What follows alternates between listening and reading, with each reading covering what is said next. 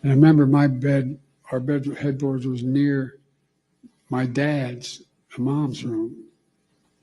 And you could tell when Dad was restless. I remember asking one night my mom, "What's the matter with Dad?" The next morning. Welcome, feds and degenerates, cuckolds of all ages, or ladies and gentlemen, feds and degenerates, cuckolds of all ages. Welcome to Miles Culture Plate. I am your host, Mild Kevin Miles, and it is Wednesday, April 16th, 2025. And I'm your host, Mild Kevin Miles. And I am totally scrambled and poorly prepared for the show today, but cheers to Coffee Crew Mocha. Oh, as I smack my microphone.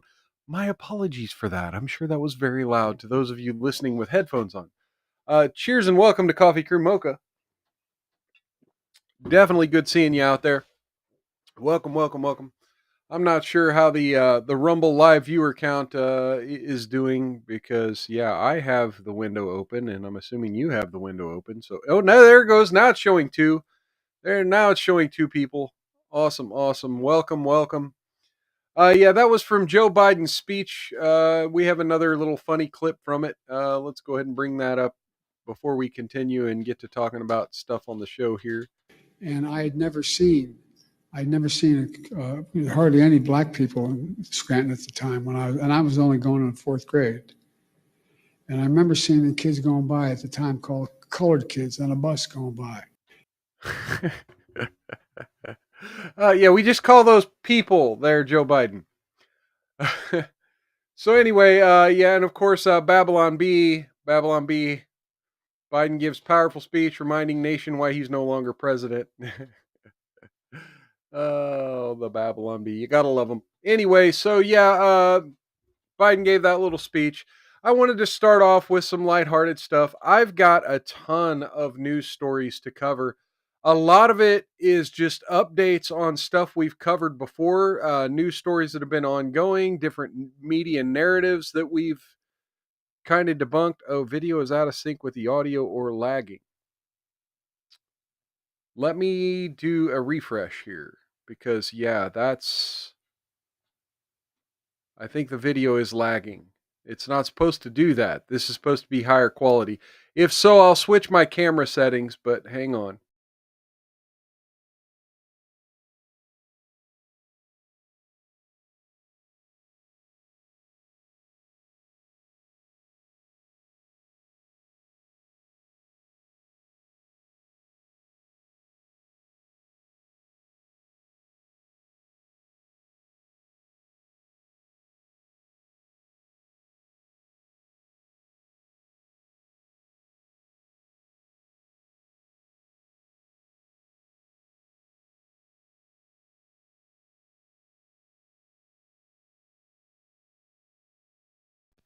Okay, there we go.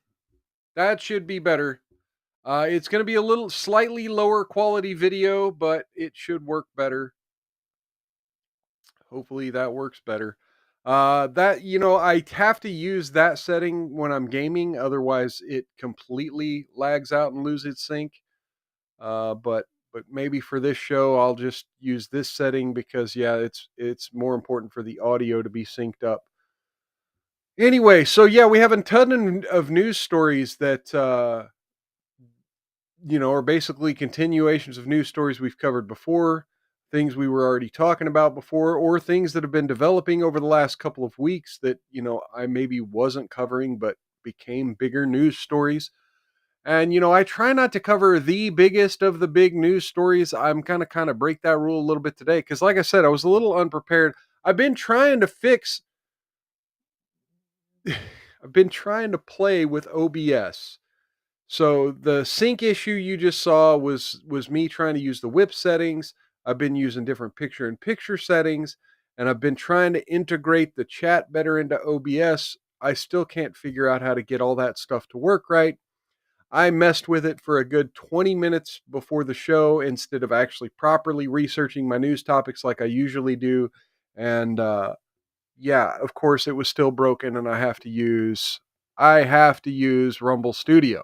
But Rumble Studio seems to be stable for the moment, so I'm just gonna, let the Rumble Studio gods handle it. And we got Kevin and ABQ. Cheers and welcome. Cheers and welcome, Kevin. Good seeing you in the chat. All right, let's do this. Jump into the news stories here. Now, do you remember Donald Trump's New York case that he was found guilty of? I know Cookie does. There's Cookie in the chat. Shut Up I Can Cook over on YouTube. Cheers and welcome. Hola, ¿cómo está, hombres? Yeah, bien piquito. All right. I'm a little bit good. A little bit good. But yeah, I'll let the rest of y'all. Uh-oh, Cookie says Kevin's a hoe and says yes, mild. Okay. So yeah, the New York Trump case that he was found guilty of, you may remember it had to do with Trump being able to obtain loans using his real estate as collateral. And do you remember who the prosecutor was in that? I'm sure Trump does because now now the federal government is now Trump administration seeks criminal prosecution of the New York Attorney General.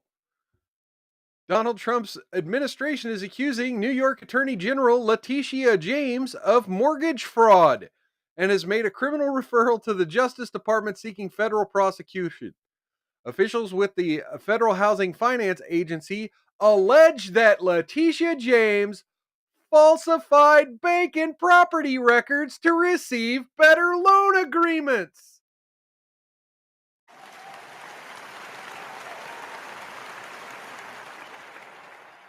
She's a woman of my heart. I'm just kidding. An administration official told BBC James won a civil case against Trump in 2023 that accused him of overvaluing his properties in order to take out loans with favorable terms. He's currently appealing the judgment. No charges have been filed against James. Her office has accused the Trump administration of weaponizing the U.S. government. Attorney General James is focused every single day on protecting New Yorkers, especially as this administration weaponizes the federal government against the rule of law and Constitution. She will not be intimidated by bullies no matter who they are, a spokesperson said in a statement.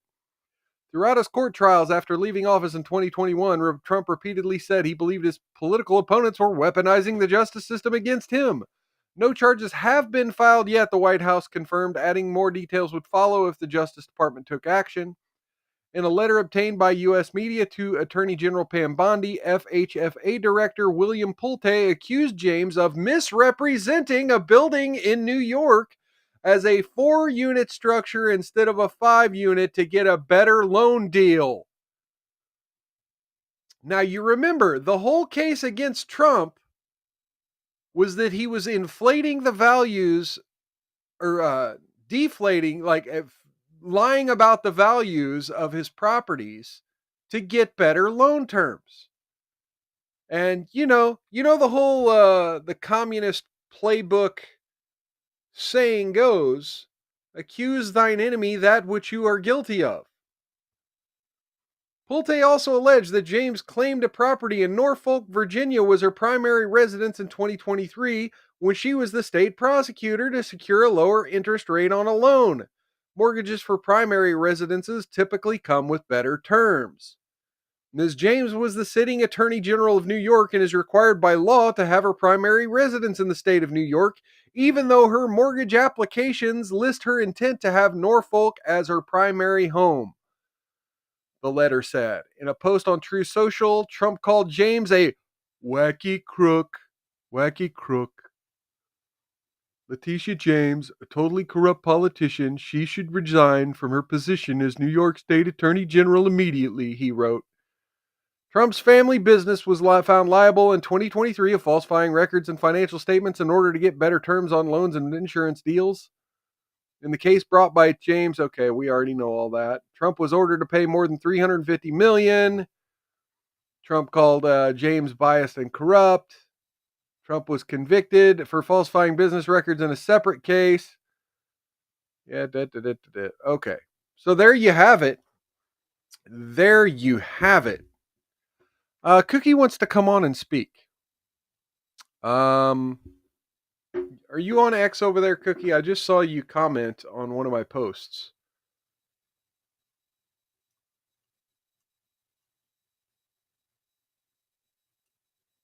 Since you do have knowledge of the New York race here, here's what I'll do. I'll send you a link.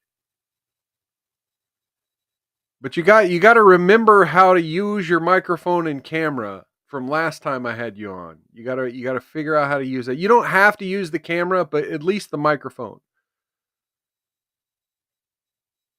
Okay, participants. Copy invite link. There you go. I'm sending you a link on X.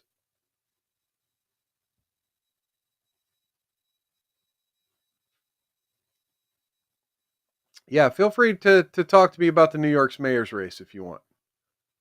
But you got like 3 or 4 minutes because I do have to move on to other news. In the meantime, let's do this before she pops in. Let's do this. In first news conference as HHS Secretary, Kennedy says autism is an epidemic in the U.S. This is from CNN's Deidre McPhillips. Obviously not going to be biased at all here. In his first news conference, RFK Jr. said that rising rates of autism prevalence in the U.S. reflect a quote-unquote preventable crisis epidemic that has been caused by environmental toxin. Advocates for people with autism have criticized this position as harmful and misleading. Existing research, okay, yeah, fuck you. Multifactorial condition that is influenced heavily by genetics. Okay, yeah, who gives a shit about all this? But Kennedy amped up his message on Wednesday, saying that people who accept this explanation are epidemic deniers who are playing into an industry canard.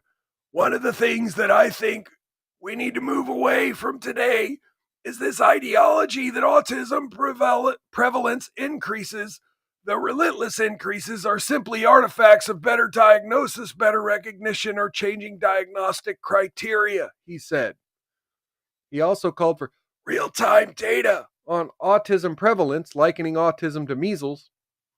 We don't wait 2 years to react to a measles epidemic or any kind of infectious disease. We shouldn't have to do that for diabetes and autism, he said. Okay, Rutgers. Okay, Dr. Walter Zahorodny, associate professor at Rutgers, New Jersey Medical School and co-author of a new CDC report, joined Kennedy at the news conference and echoed his claim that the rise in autism prevalence is an urgent public health crisis that cannot solely be attributed to better awareness. I would urge everyone to consider the likelihood that autism, whether we call it an epidemic, tsunami, or surge, is a real thing that we don't understand, and it must be triggered or caused by environmental or risk factors. We need to address this question seriously because, in my opinion, the last 20 years we've collected data but not made real progress in understanding what causes autism or how to effectively prevent it or treat it. Kennedy said autism research will fall. Hey, there we go. I'm assuming you're me. Kennedy said autism research will fall under the new Administration for Healthy America and a new chronic disease division. He said that he plans to announce a new series of studies to identify precisely what the environmental toxins are that are causing it. Okay, I approved your link. But yet you're not in the background. Okay, cookie. The autism isn't fully understood, but research has indicated that genetics may play a role. Okay, yeah. Genes do not cause epidemics. It can provide a vulnerability, but you need an environmental toxin, Kennedy said. On Tuesday, CDC published new data showing autism rates increased among children in the U.S. About 1 in every 31 diagnosed by age 8 in 2022, up from 1 in 36 in 2020. Improvements in identification of autism have been apparent, the authors of the CDC report wrote, and differences in the prevalence of children identified with autism spectrum disorder across communities might be due to differences in availability of services for early detection, evaluation, and diagnostic practices, which RFK already debunked earlier in the article.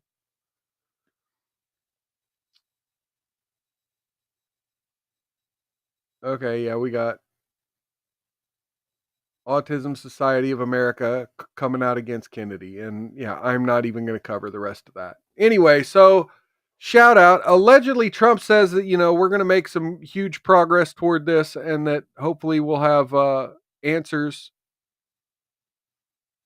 Hey, there you are somewhere. I see you in the chat, but I don't see I don't see you participating, your audio or your microphone. I don't see you in the participants list. I see you in the chat. Okay. Well, let's go ahead and move on to the UK, where UK's top court says that a definition of a woman is based on biological sex and excludes transgender people. We need a sound effect for that.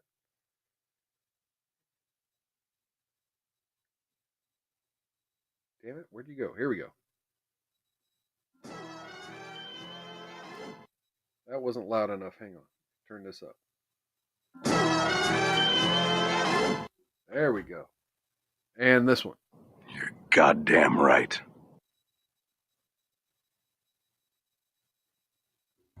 Damn it, what the hell's going on with my mouse? All right, there it is. Okay.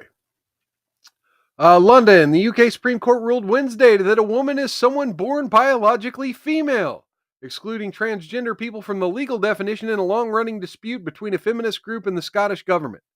The court said the unanimous ruling shouldn't be seen as a victory by one side, but several women's groups that supported the appeal celebrated outside court and hailed it as a major win in effort to protect their spaces designated for women.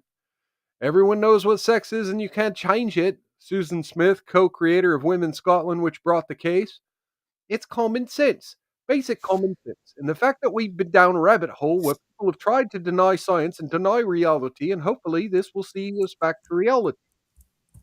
Unanimous decision. 5 judges ruled that the UK Equality Act means trans women can be excluded from some groups in single sex spaces such as changing rooms, homeless shelters, swimming areas, medical services, counseling services provided only to women. The court said that Hi. the rule did not move rights. Hey, we got Cookie in the chat or in the stream. Hey, what's going on? Let Hi, me go to sweetheart. what's going on. How's it going? How you doing today? I'm doing wonderful. All right. That's great to hear. That's great to hear. You Thank got you the for bringing me on and letting me talk. Oh yeah, no problem. Most people don't hear my voice um, unless they go to my cooking stuff. So I forgot what I wanted to talk to you about. I mean, it's a lot of crazy stuff going on, but you wanted to talk about the New York City Letitia James or the mayoral race. Yeah, go ahead. Either Which way, one? Which either one do you want? well, you're the one that wanted to come on. So, what did is if there's something you wanted to throw out there? Well, first of all, I want to ask everyone. I've been asking on Twitter and everyone everywhere else to donate to Curtis Lewa. I donated. He's run for mayor 3 times. He's. I've known him. He loves New York. He will stop the insanity. And so donate. I saw the governor who was ran out, Governor Cuomo, who was the previous mayor before the lady that's in here now, Oh yeah. Hochul, I believe.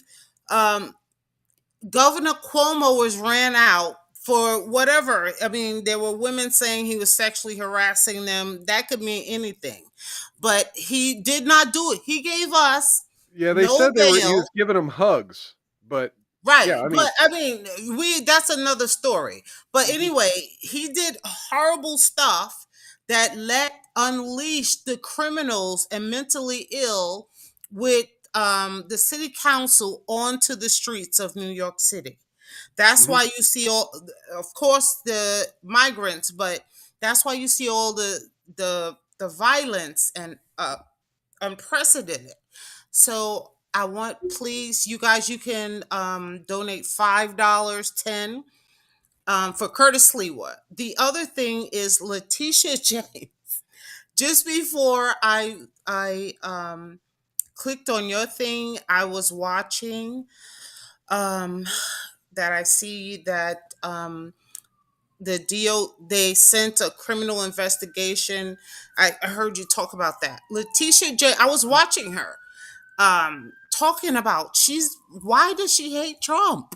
so much? I don't understand it. Well, there's a lot of people who have speculated that a lot of these attorneys general and prosecutors were meeting regularly with Kamala Harris and with members of the Biden White House. And, I don't know how much there is to that. I mean, that's a conspiracy theory. I don't know how much there is to that. But yeah. But I still don't understand it. And now, so she should, the thing that I see a lot of people talking about is these people, what they're doing is actually criminal. A lot of the Democrats, and they're waiting for somebody to go to be prosecuted, adjudicated, and let the jury decide whether they go to jail or not. And all of these people have, it's insane. I've never seen anything like it.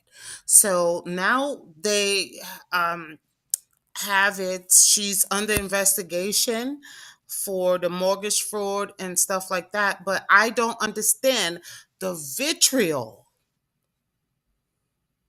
Why do I know they call it Trump derangement syndrome, but I Yeah. still don't understand it.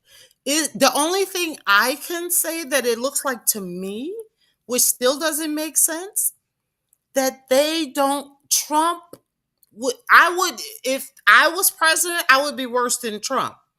Oh yeah. Oh yeah. Definitely. This wouldn't just be an investigation. There would have already been charges filed if I was president, which is why people like me don't get to be president. Apparently. One thing I will say is, I'm a conspiracy theorist, so I go down the rabbit hole.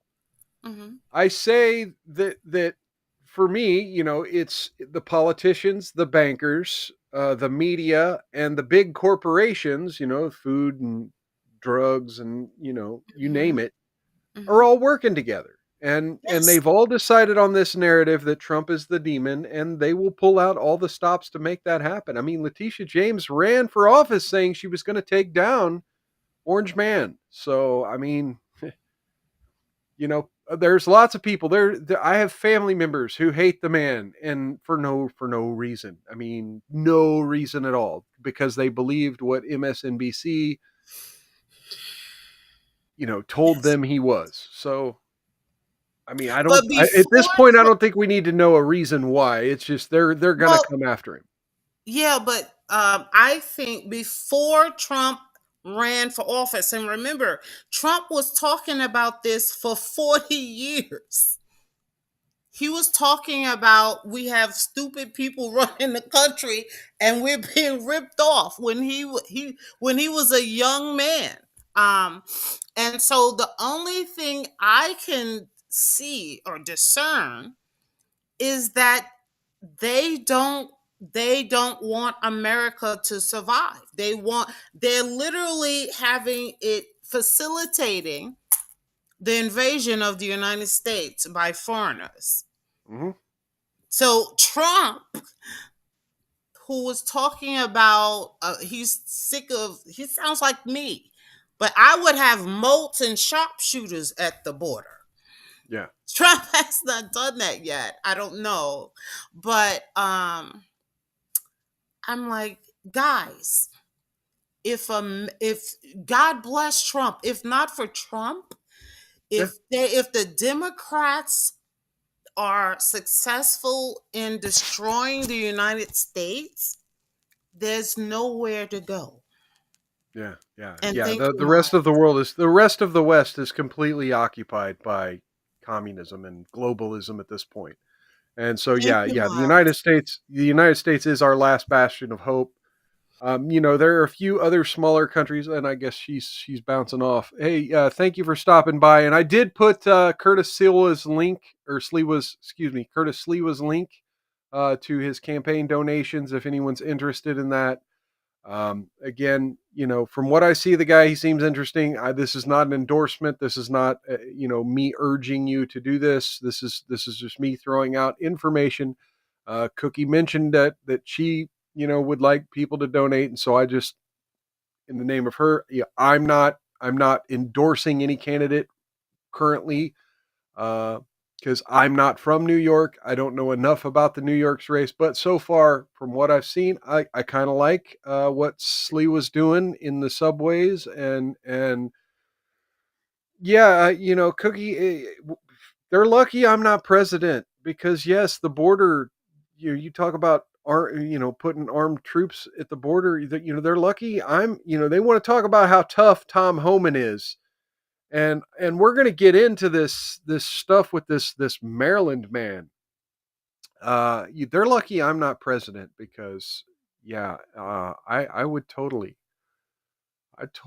be tough on the border. And granted, I'm a libertarian, so I'm sort of isolationist anyway. I don't believe in having a strong foreign policy.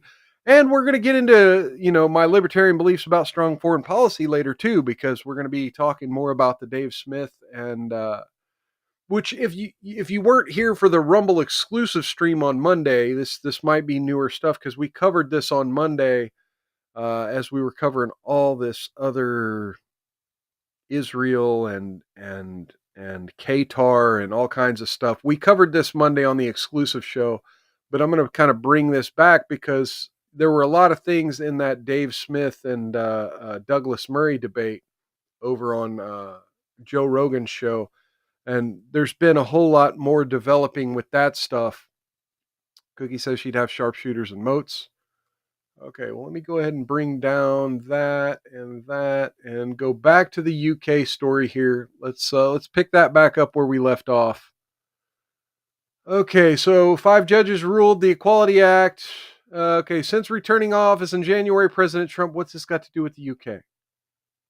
UK case stems from a 2018 law passed by Scottish Parliament saying 50% of membership boards in Scottish public bodies should be women. Transgender women with gender recognition certificates were to be included as meeting the quota. Interpreting sex as certificated sex would cut across the definitions of man and woman and thus the protected characteristics of sex in an incoherent way, Justice Patrick Hodge said, summarizing the case. It would create heterogeneous groupings. Go away, AP ad. Trans rights advocates, see, I want to say activists, condemn the judgment. The campaign group Scottish Trans said it was shocked and disappointed. Maggie Chapman, a Green Party lawmaker, said the ruling was deeply concerning and a huge blow to marginalized people. Trans people have been. Let me try this. This Maggie Chapman might be a real woman, but let me do this anyway. Trans people have been cynically targeted and demonized by politicians and large parts of the media for far too long, she said. This contributed to attacks on long-standing rights and attempts to erase their existence altogether. Groups that had challenged the Scottish government uncorked a bottle of champagne outside the court and sang, "Women's rights are human rights." The court gave us the right answer. A protected characteristic of sex, male and female, refers to reality, not paperwork, said Maya Forstater of the group Sex Matters. 2022, an employment tribunal ruled that she'd been the victim of discrimination when she lost out on a job after posting gender-critical views online. British government welcomed the latest ruling, saying it would provide clarity and confidence for women. Single-sex spaces are protected in law and will always be protected by this government, it said. Cookie says, Jesus Christ, women are insane. I support the passport bros, and if I had a son, I would not want him to date an American woman. But again, the rest of the world's captured by communism. Okay, we have a new press release in Maine. So we've been covering a bit on the transgender stuff. So here, let me do this again. So we've been covering this stuff between the governor of Maine, Janet Mills, and President Donald Trump having disagreements about transgender rights. and women and girls in schools. Well, I guess Governor Mills issued a press release today, essentially shooting a shot across the bow of Pam Bondi. Janet Mills issued the following statements to a response to an announcement by Attorney General Pam Bondi that the Justice Department will file a lawsuit against the state of Maine over Title IX violations. Today is the latest unexpected salvo in an unprecedented campaign to pressure the state of Maine to ignore the Constitution and abandon the rule of law.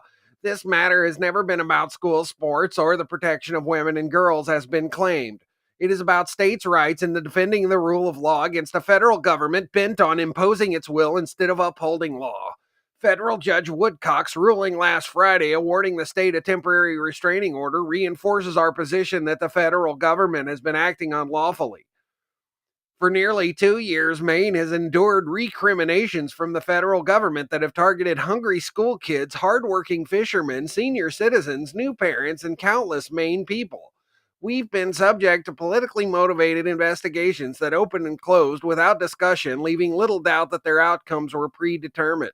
Let today serve as a warning to all states. Maine might be among the first to draw the ire of the federal government in this way, but we will not be the last. For decades, as district attorney, as attorney general, and now as governor, I've fought tirelessly for the rights of women and girls, for the health and well-being of children and families, and defending the Constitution of Maine and the U.S. My administration and Maine's attorney general will vigorously defend our state against action announced today from the Department of Justice. As I've said previously, this is not about who can compete on the athletic field. This is about whether a president can force compliance with his will without regard for the rule of law that governs our nation, and I believe he cannot. Cry about it. Have your ass there at the lawsuit, or make sure your state's there at the lawsuit. We'll see we'll see who prevails. In other news, in other Trump legal news, we got the immigration issue.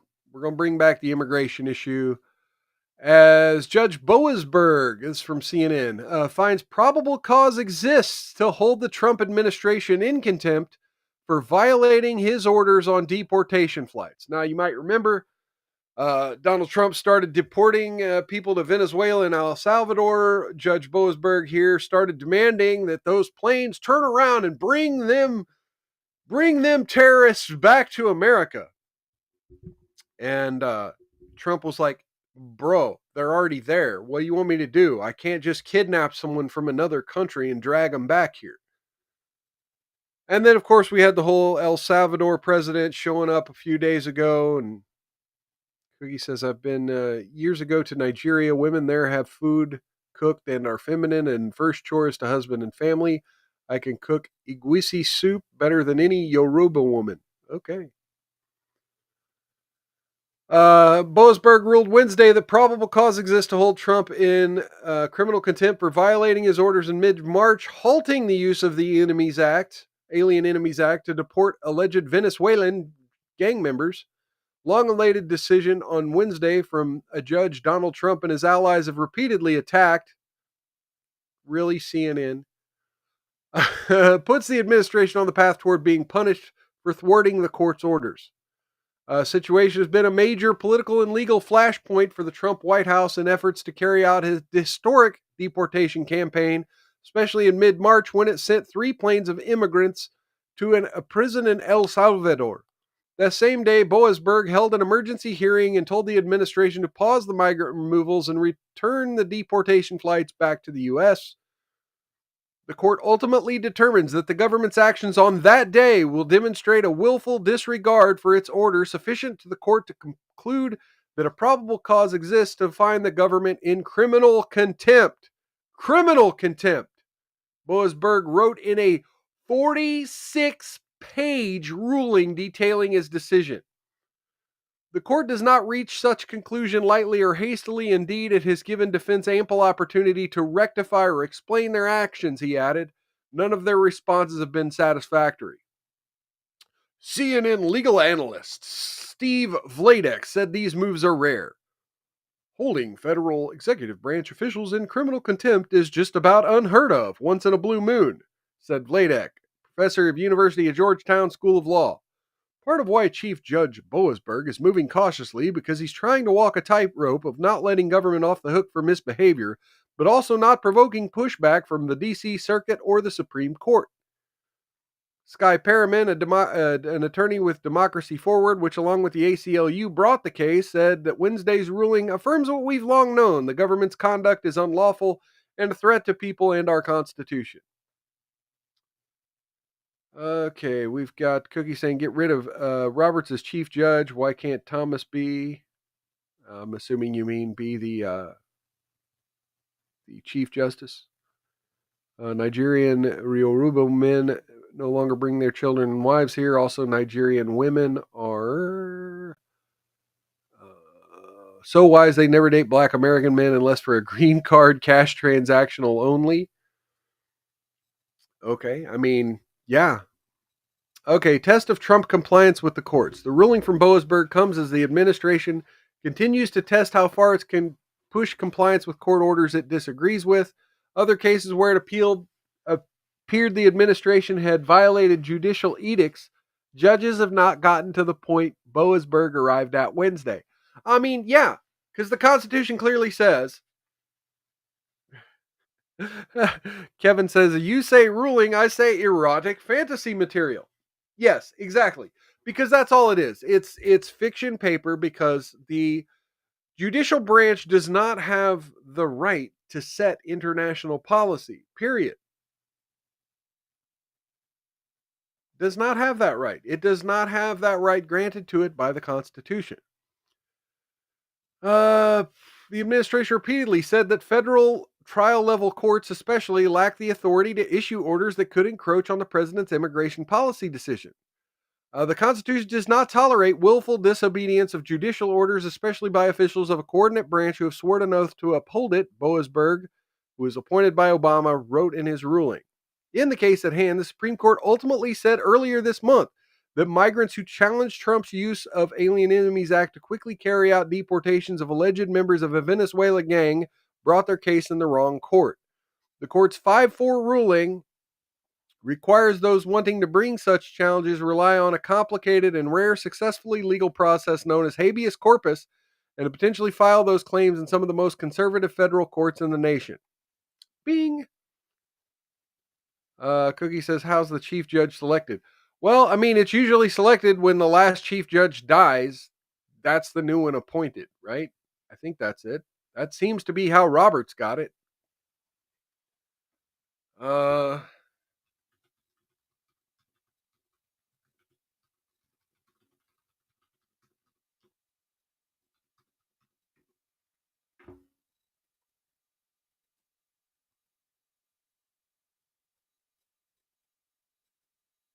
Fuck it. Let's ask Grok.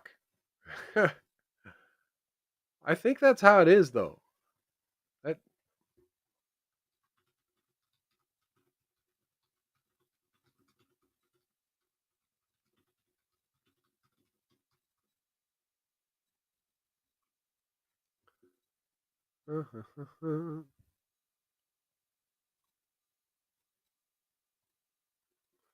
Chief Justice of the U.S. Supreme Court is nominated by the President of the United States and confirmed by the Senate. The process is the same as other Supreme Court justices. The President selects a nominee considering legal expertise, judicial philosophy, and political alignment.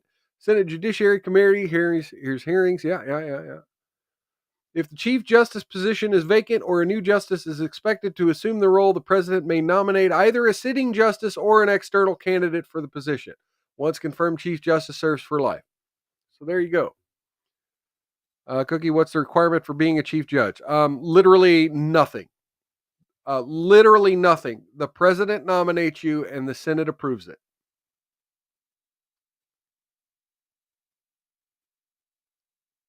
There are no other qualifications. I mean, I'm assuming at some point you would, want to have some sort of law experience in order for the president and the Senate to choose you.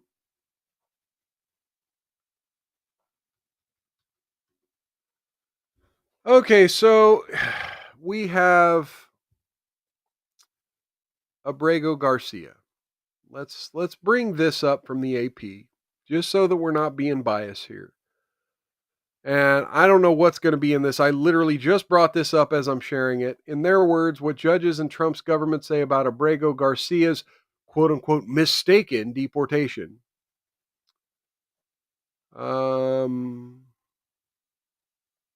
You know what? I don't really feel like reading all this because this is a whole fucking timeline and different quotes and different quotes. But so one of these deported migrants that Boasberg is all up in arms about is this Abrego Garcia. And, you know, there's a lot of people who've had a lot of things. Cookie says, so Trump can select a new chief judge. Yes, quite literally. I mean, he can't just select a new chief judge. Like, Roberts would have to either die or step down. Like, it's a lifetime appointment. So, yeah, he can't just select a new chief judge. But if Roberts were to die or step down, Trump could replace her with anyone he wants. Yeah, Cookie, this poor illegal is MS-13, man. Yes, and that's what we're going to get into. There's been a lot of back and forth, and the Justice Department today has decided to release this whole gaggle of documents. This is 13 pages. We're going to skim it. As all of our mainstream media has been referring to this person as Maryland Man. Maryland Man, because he's from Maryland, not El Salvador, right?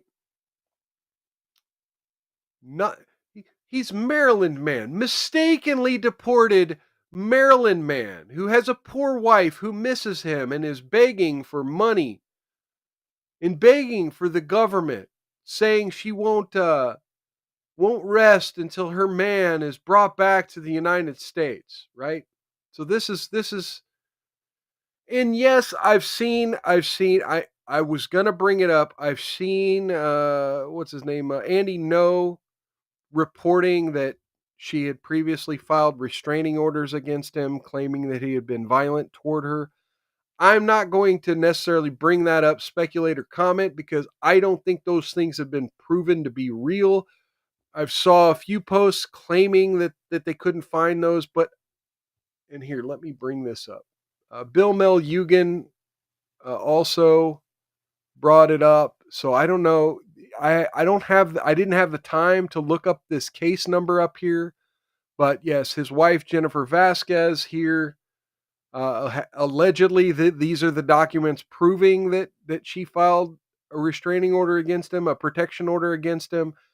I don't know if these documents are true or false. So again, I'm not going to speculate or comment on it. But these documents here, Maryland Man, just some dude. Florida Man, ooh, creepy as fuck. I mean, Maryland Man. Let's get into a little bit about what Maryland Man's all about here. So here's a police gang field interview sheet. Now this is allegedly, I want you to understand the media narrative here is that he was mistakenly deported and then he had a green card. And that our government picked him up in a swath of people who they just suspected were MS-13, and then he wasn't really MS-13. And then you find out, no, there are actually courts who have found that he is a gang member and were in the process of revoking his green card, revoking his legal status here in the United States, and that's why the Trump administration picked him up and sent him out. This wasn't a case of mistaken identity, even though, yes, there was a whole press release where they claimed it was a mistake. Cookie's going to ask ChatGPT if Trump can replace the chief. Well, yes, he can replace him if he dies, or if he's. I guess there is a possibility that the United States Senate could impeach Roberts, but you'd have to have a reason to impeach him. Okay, so here you have a gang field interview sheet, scars and tattoos. He was observed loitering with a bunch of individuals in the lot of Home Depot. The detective immediately recognized Christian Hernandez Romero, also known as Bimbo, who's a member of the MS-13 Sailors. Plastic bottles containing marijuana were there. All 4 individuals were transported back to District 1 for interviews. Members of the gang MS-13 have encountered Hernandez Romero on multiple occasions. He has an extensive criminal history for multiple assault. Also interviewed Jose Guillermo Dominguez. Officers observed tattoos of skulls covering their eyes, ears, and mouth. Tattoos is meant to represent Voy oír y callar, see no evil, hear no evil, say no evil. Also had a tattoo on his left leg of a devil, known to higher-ranking MS-13 members. So none of these are Abrego Garcia. Here it is. Kilmar Armando Abrego Garcia. During the interview, officers observed he was wearing a Chicago Bills hat, a hoodie, and rolls of money covering the eyes, ears, and mouth of the presidents of separate denominations. Officers know such clothing to be indicative of this Hispanic gang culture. Now again, Bulls shirts and hoodies with money on it. Meaning of the clothing is also meant to represent hear no evil, say no evil. Wearing the Chicago Bulls hat represents they are a member in good standing with MS-13. I don't know about all that. Officers contacted a past and proven and reliable source of information, so a confidential informant, who advised Kilmar Armando Abrego Garcia is an active member of MS-13 with Western's Clique. Confidential source further advised he's the rank of Cacheco with the moniker of Chele.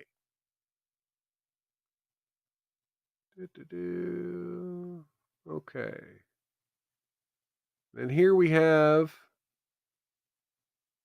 subject later identified as Abrego Garcia, Kilmar Armando, detained in connection to a murder investigation. Subjects were arrested and transported to Howard County Detention Center for placement. Baltimore field office in 2019. Abrego Garcia is a citizen and national of El Salvador. No, he's a Michigan or a Maryland man, right? Garcia claimed to have walked across the desert for many days, entering illegally into the United States near McAllen, Texas, on or about March 25th, 2012. Abrego Garcia's fingerprints and photographs were entered into the IAFIS database and returned with immigration and criminal history listed below. Let's see. Amenable to removable. No claims to USC or LPR and is amenable to removal. Gang validation.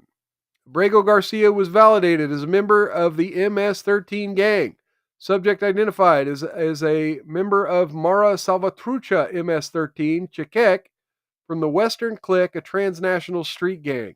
This information was provided by redacted name, who has provided truthful, accurate information in the past. See Prince George County Police Department gang sheet. And then you have more and more and more.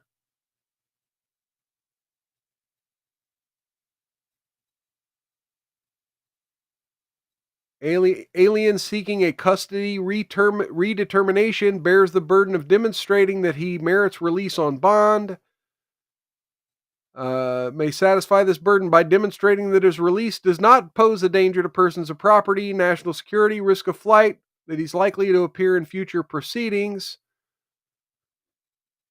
An immigration judge has broad discretion to consider any matter deemed relevant to determining whether an alien's release on bond is permissible or advisable. So that means they also have the ability to reject such things. Hey, we still not banned here.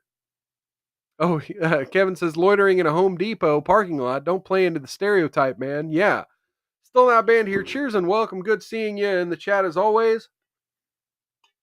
Okay, I want to skip down more about the loitering at the Home Depot. Where was that?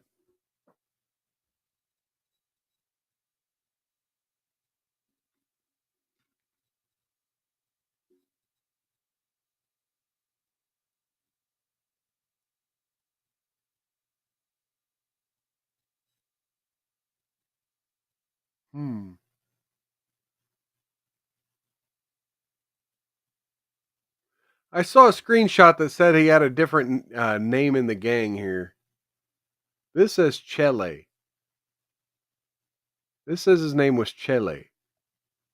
Oh, here we go. Oh, Dominguez. Oh, man, his buddy Dominguez was Maniaco. Sorry. Well, I'm going to have to change the title of the stream, apparently, because he's not Maniaco. He's Chele. Let's see. What is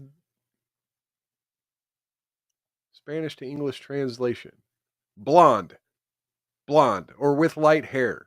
Okay. So apparently he's the blonde of the group. Well, shit. Let me go ahead and change the title of the stream.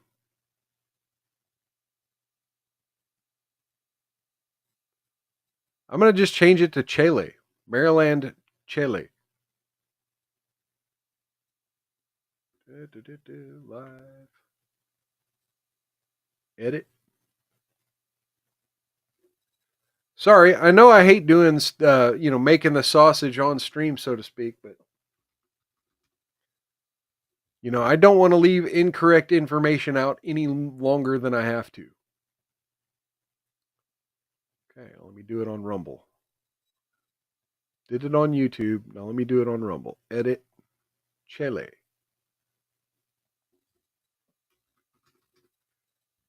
Okay, now save. Okay, now if you were to refresh the stream, it should be different on either YouTube or Rumble. I can't do it on X or we call it locals, but there we go. All right, so there you have it. I mean, you have an informant who the court trusted with previous information. Mild should do a Pam Grier fro or press it and do curls. No. Cookie, Ricada Law is my darling, and so is his wife. She was banging you too. Jesus Christ. Anyway. All right, let's go. So we had Senator Van Hollen went to El Salvador to try to get this dude back in the U.S. San Salvador a little while ago. I'm now en route into the city, looking forward to meeting with the team from the American Embassy. And I do want to thank our Foreign Service officers and the whole team at this embassy and embassies around the world for all the good. Now, I think, was this the senator that initially asked and they told him he had to get permission from the Trump administration first, or was that another senator? I don't know. I wasn't paying that close attention, but I did kind of see a blurb about it. Work they do on behalf of our country. I'm proud to co-chair the bipartisan Foreign Service Caucus that stands up for the men and women who are serving our country overseas and at home in the State Department. After that, I hope to okay, so then you should want them to have borders. Government officials from El Salvador. As I've said before, the goal of my visit is to talk to people here about the release of Kilmar Abrego Garcia. I told his wife and his family I would do everything possible to bring him home, and we're going to keep working at this until we're successful. I also hope to have the chance to meet with him, but we'll have a better idea if that works out a little later on. Okay, so let's see his timeline here. Okay, I guess he went live on YouTube. There was like a 12-minute video where he made claims that the Trump administration was giving them cash, was giving the El Salvador vice president cash money. Maybe not him directly, but that there was cash money involved in keeping Abrego Garcia in El Salvador. Oh my. So we've had several developments, and I'm not even going to bring up any news articles or Twitter posts. I will bring up one here in just a minute. But we've had a race war on our hands for the last 2 weeks, and I haven't really commented too much on it. But we've had a regular social media race war for the past 2 weeks over this situation in Texas, where you had Carmelo Anthony stabbing and killing. Damn it, what the hell was his name again? Fuck.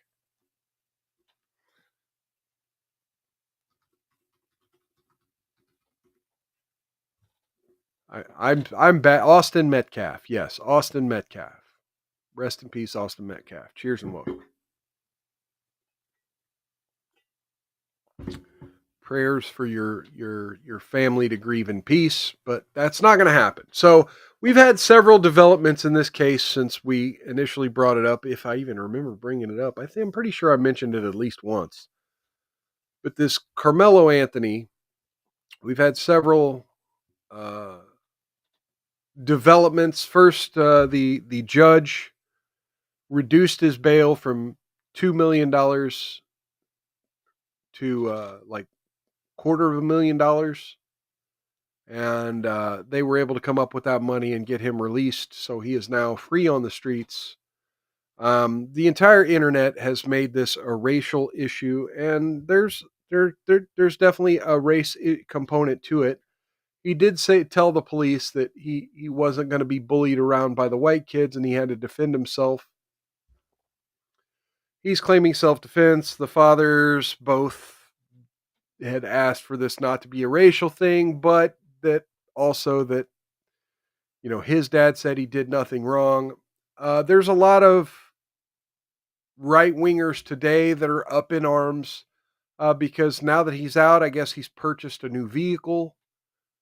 I guess his family is leasing a very expensive home in a gated community. But the internet narrative is really the thing I want to touch on the most, because the last thing I want to see is an internet race war. And I did see where Tim Pool, which, I've been iffy on Tim Pool for the longest time. To me, Tim Pool says a lot of shit from the devil's advocate standpoint to initiate a reaction. And Tim Pool has really been pushing this. And I don't know if he's being serious, or if he's trolling, or if he's trying to just generate more engagement between people talking about the right of self-defense and, sort of gun-free or weapon-free zones in America. Because he's half right there. Tim Pool is half right when he says, well, can they just tell me it's a gun-free zone and then tell me, well, that means I don't have a right to defend myself in a gun-free zone? Again, the facts of the case of Carmelo Anthony. He brought a knife to a school event. He sat where he knew, or should have reasonably known, people might not want him to sit. And yes, 2 jocks from the school came over and told him he was in the wrong spot and started pushing him around a bit. I mean, they asked him to leave first. And he said, "Shut up and make me." And snatched at his bag in an aggressive manner, like, yeah, we'll see what happens. And then and they put hands on him and he stabbed him. There's a narrative of self-defense, but at the same time, it's kind of like the dumpster bros in Texas. You can't provoke someone into an act where you have to defend yourself. And so there's been this narrative from leftists. Well, what's the difference between this and Kyle Rittenhouse? And they're trying to say Carmelo Anthony was defending himself more than Kyle Rittenhouse was. And I take offense to that as someone who was really on Kyle Rittenhouse's side. Now, again, The same thing with Carmelo Anthony, I'll say about Kyle Rittenhouse.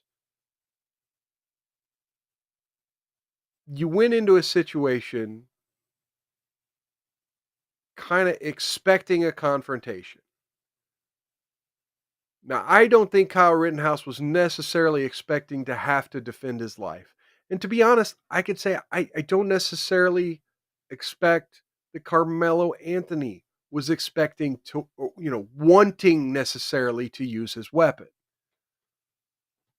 But boy, when things start moving fast, what you have in your hands becomes kind of an available thing. And so, yeah, both young men, I would say, went into it a little dumb.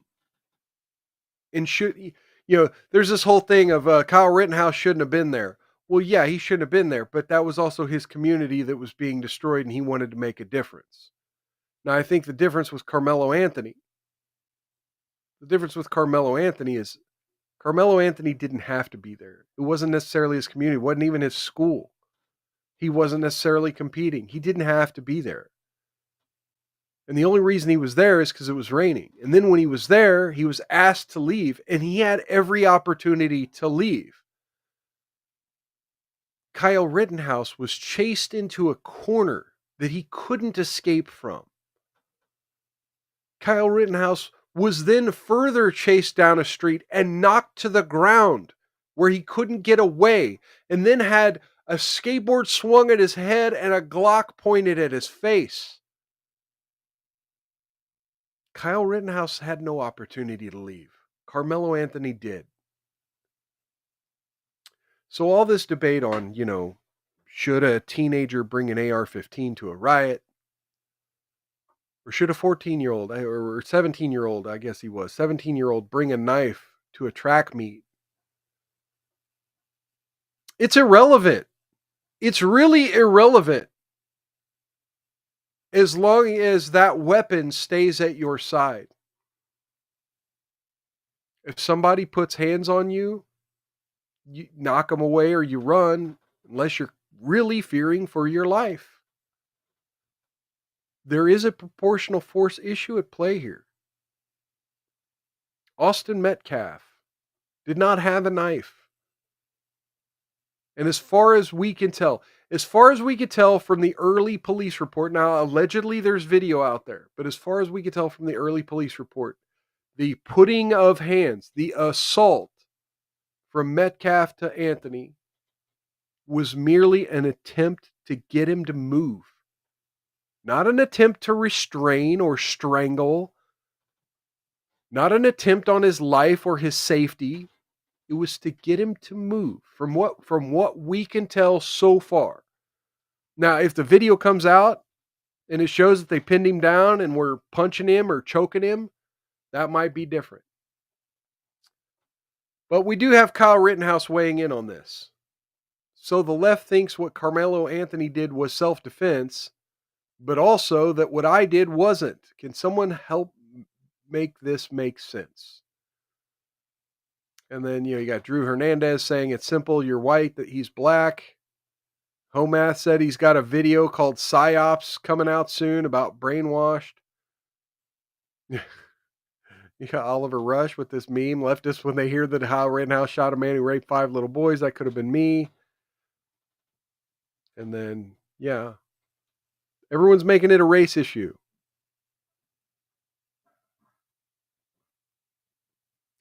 And then Harrison Smith, if it had turned out that you rocked up to a protest and started shooting for no reason, we all would have thrown your ass under the bus. We only supported you because we knew you were innocent. That's the heart of the issue. Yeah. Cookie says, mild Second Amendment. Young boys and girls were sane, knew how to use and carry weapons. I am black roots from slavery. I do not and cannot live among my own people unless I want violence. And then it says I'm lying on Rittenhouse. No, I'm not lying on Rittenhouse. It would be stupid for me to carry an AR-15 into Kenosha, Wisconsin, while the whole city's being burnt down by rioters. It would be stupid of me to do it. It's well within my rights, and I should do it. It's noble to do. But it puts my safety at risk. That's all I'm saying. And I do think Carmelo Anthony, it puts his life at risk carrying around a knife to an opposing school's sports stadium. Carrying around weapons to places that aren't friendly, so to speak. Yes, it's within your Second Amendment right. I'm not claiming anything otherwise. I'm just saying you kind of know at some point you're putting your safety at risk a little bit, but it also is for the protection. You arm yourself with the understanding that I'm doing this in case I need it. Most people, like, you don't carry your gun to the toilet in your own house when you're in your pajamas, right? Like if you're coming home and like you're just walking in the door and need to shit really bad, you might carry your gun to the toilet, but you don't carry your gun to the toilet in your own house because you don't usually expect someone in your toilet to attack you. That's all I'm saying. You carry weapons to places where you reasonably think that there is a chance you can be attacked. Okay, so let's get on to the Douglas Murray stuff because we've got a lot more to cover here on this show. We're about 2/3 of the way through, and yeah, it's already after 7:00. So let's get into this Douglas Murray stuff. So again, if you're not familiar, there was a Joe Rogan podcast episode over the weekend that was a debate between Douglas Murray and Dave Smith. And we covered a little bit of it on our show. The major topic of this debate was about military, the U.S. military, and really the global wars that are going on right now, and whether or not the American people should be supportive of Ukraine, supportive of Israel, in some of the more radical online discussion opposing Israel or opposing Ukraine, and where that comes from and some of the propaganda. And Douglas Murray really kind of gave Joe Rogan an ass chewing on, only allowing non-experts and people critical, and kind of played that card for a minute. And then there were several statements made, and Douglas Murray really got clowned by the internet for insinuating that only someone who has been to Ukraine or Israel, I think he said Israel, only someone who had been to Israel can really have an opinion on that war. And, since then, he's kind of reframed the statement to mean, no, I wasn't trying to say only someone who has been there. What I was trying to say is if you're gonna make statements about war and then claim, well, I'm not an expert on war because I'm just a comedian, then maybe you shouldn't have made the statement in the first place. And I'm like, well, that's not really the way it sounded in the podcast. And if you listen to the podcast, he really kind of bites at this idea of non-experts, right? And then it's at one point he even claims that, well, I'm not an expert on some issues and I speak to it. And so the internet kind of clowned him a bit. But then there was a lot of pro-Israel people that were like pumping this as like, no, Douglas Murray clearly won that debate. Like he clearly was talking.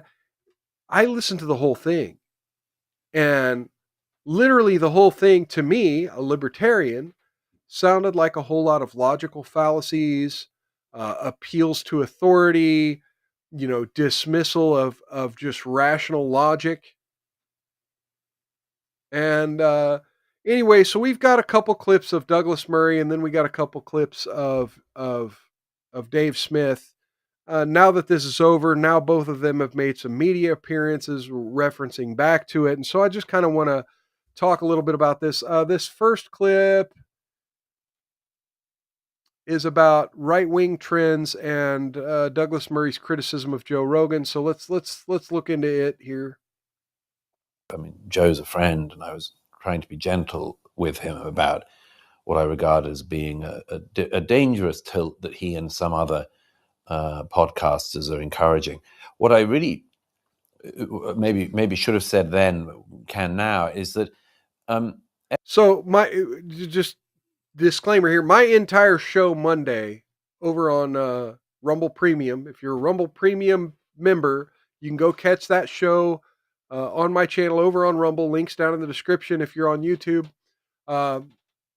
Yeah, you can go find my show over on Rumble, and yeah, my Monday show was all about this narrative that right wingers and conservative podcasters, that some of this narrative is coming, some of the support for Gaza, or some of the criticism of Israel, and some of these topics of war, that a lot of the funding behind these narratives come from Qatar money filtered through American universities. And we kind of tackled this issue, and ultimately there's no smoking gun. There was Qatar money, put in American universities to kind of brainwash some students, but the idea that this narrative has reverberated through conservative media, I think, is in podcasts, everybody is kind of dumb. recognizes expertise in the areas they know about. And for instance, if So now he's talking about if you experts. had gone on Joe Rogan and sought to spend 3 hours talking about MMA fighting, Wouldn't be very convincing. that's my guess. I mean, it may surprise me, but I would think that quite early on he would work out that you didn't really know what you're talking about. And if you said, "Hey, I never said I'm an MMA expert. I just want to keep talking about it," then at some Okay. But who talks about MMA for 3 hours and knows nothing about it? This is the logical fallacy here. Who talks about any topic for 3 hours without knowing anything about it? I talk about things in 10-minute clips, and I usually preface things with, well, from what I've seen so far, or from what I've researched, or, I've looked into these sources and here's my opinion. That's what I do on this show.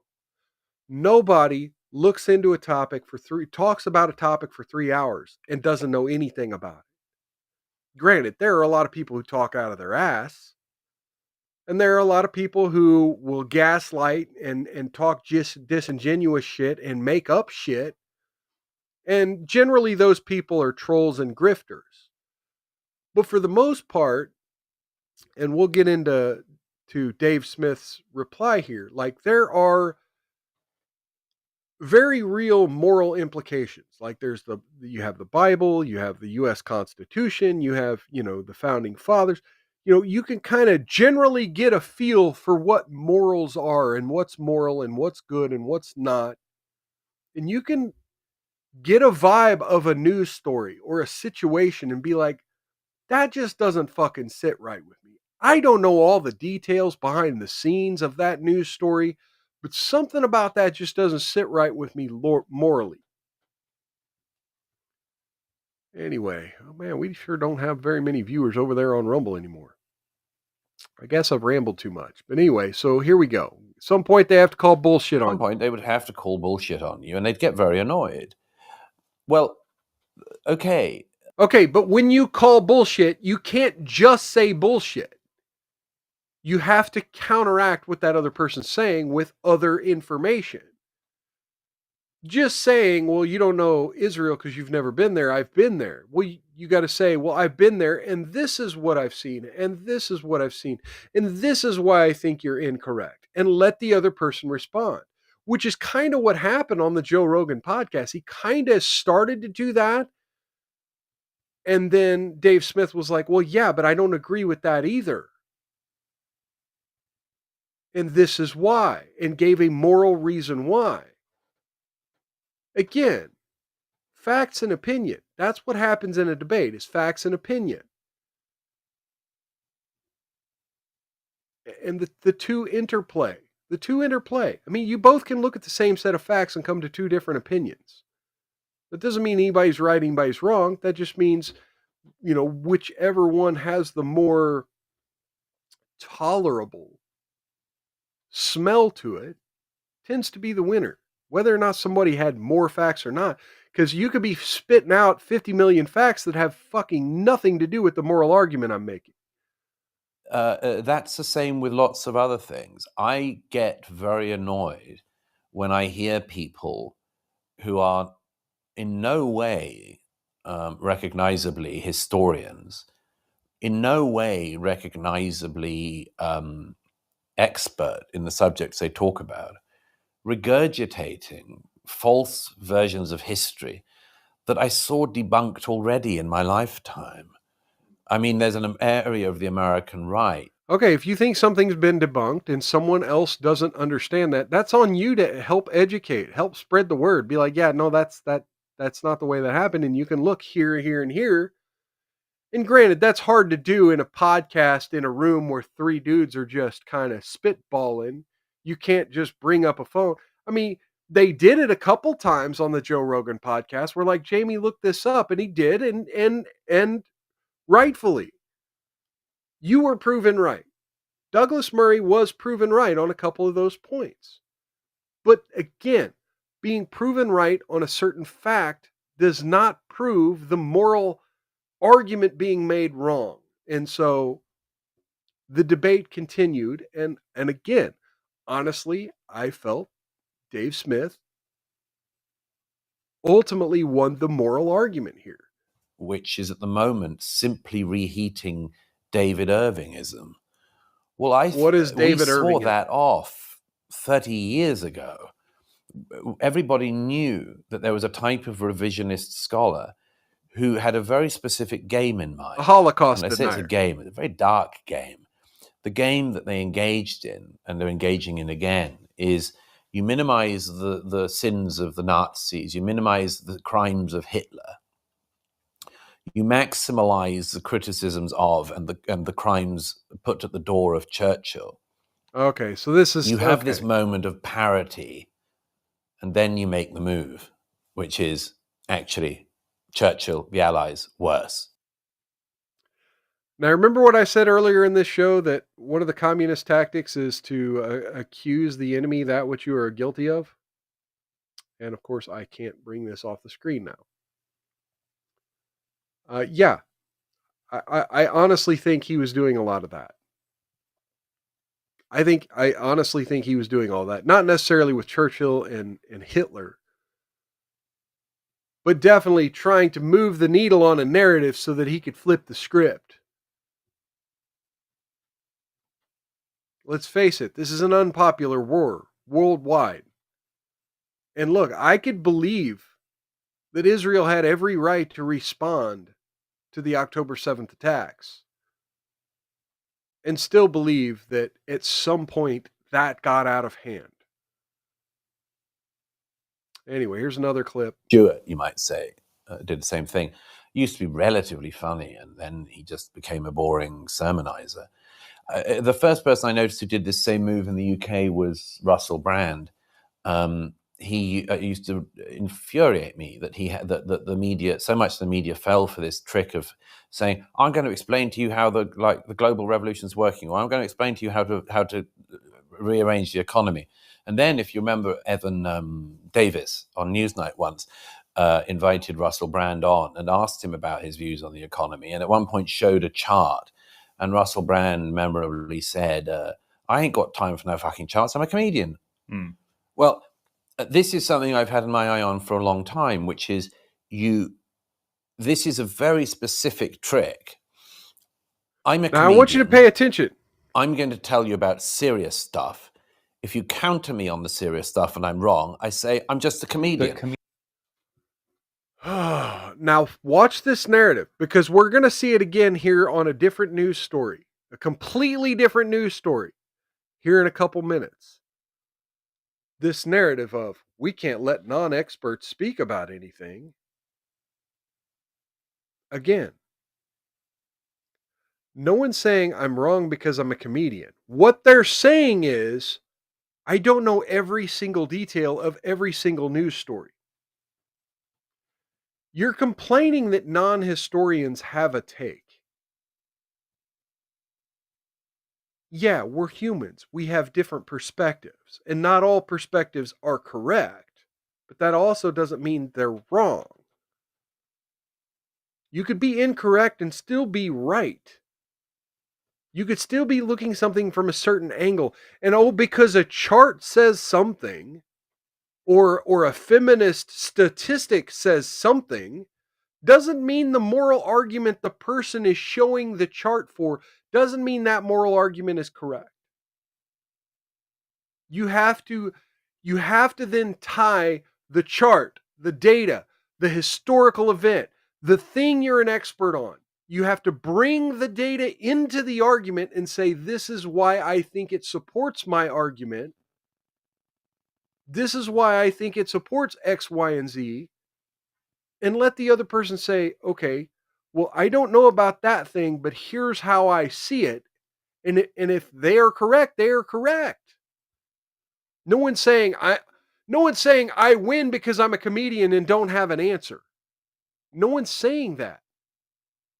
What the fuck? No one's saying that saying I'm a comedian means you're free of criticism. This is a weird argument and a weird point of view. And again, the fact that we've now heard it from him twice in a week, and we're about to hear it from somebody completely different about a completely different topic that I don't think has anything to do with Douglas Murray. This smells of a psyop. Comedians, And that, the reason it's kind of put people's backs up is because it sounds elitist. It sounds well, I like don't. stay in your lane. First of all, I don't mind at all putting people's backs up. No. It doesn't bother me. I don't think that anyone engaged in Okay, public but you debate should just worry do it about then. that. You should do it then. John Stewart. If you're not worried about it, and again, fucking Rumble Studio, fix your shit. Do we still have a chat going? What the fuck?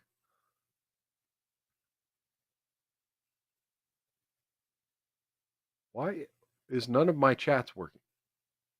I know Cookie has been chatting, yet for some reason my live chat, even my pop-out live chat, is not showing me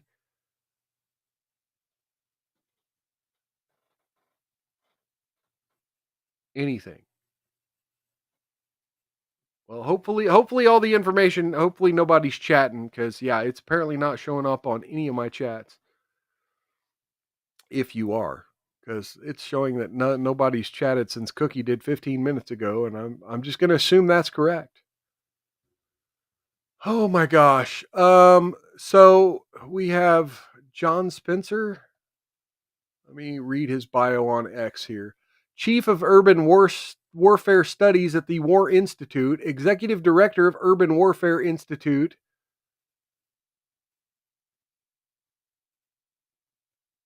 So I don't even know what the fuck is the War Institute or Warfare Institute. West Point. Okay, official account of the Modern War Institute at West Point. Research center dedicated to the study of war and warfare. It's a government organization. Okay. So this gentleman and Dave Stewart both went on Piers Morgan to talk a little bit about the aftermath of the Dave Smith Douglas Murray debate, because Spencer had taken real umbrage with the way Dave Smith phrased things, and so let's watch that. Yeah, it appears two UFC fighters enter a ring, and one punches the other in the nose, and Dave says, "How dare he punches him in the nose in this fight?" That's the analogy. He's not making an appeal to facts, how the law of war works, how war works, whether it's the theory underneath the war or the actual framework to understand it. He doesn't like theory like just war theory, things like that, but the framework that is there. Now, he just said that one side has to show that there is a military necessity. He doesn't know these words, but that's what he's talking about, to actually enter the war. Hamas invaded Israel on October 7th. I've never heard military necessity before. You blew my mind with your expertise. Right, I know. It's like you need, I'll give you War 101 offline. That's fine. Hamas invaded Israel on October 7th. Israel invoked Article 51, a self-defense war in accordance with the United Nations, again, more frameworks that people need to know, and said Hamas will be destroyed, removed from political power, and the hostages returned. Now, David said that's not necessary, and that all Israel needs to do is put more men on the wall. That's what Dave said his solution, because he also doesn't study military theory on how do you win a war. He intermixes counterinsurgency theory with a war against. So again, it's this idea that a comedian's too stupid to understand war. I mean, this guy is literally, he's talking very fucking basic. I mean, nobody's asking like for you to analyze troop movements and strategy and blah blah blah. This isn't the conversation being had. And yet now here you have, again, I said in a few minutes you're going to see another story. This wasn't what I was talking about. This guy's also doing the same thing that Douglas Murray was doing in both that clip and the other day on the podcast. Of, no, you have to be an expert to talk about things. And so he's like, oh yeah, Dave doesn't understand all these concepts. All of what concepts? The concept of self-defense?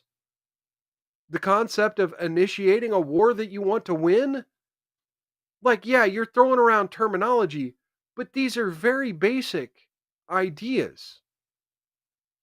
You talk about war as if it's something new. Now, granted, there are new ways to wage war, but the moral arguments behind it,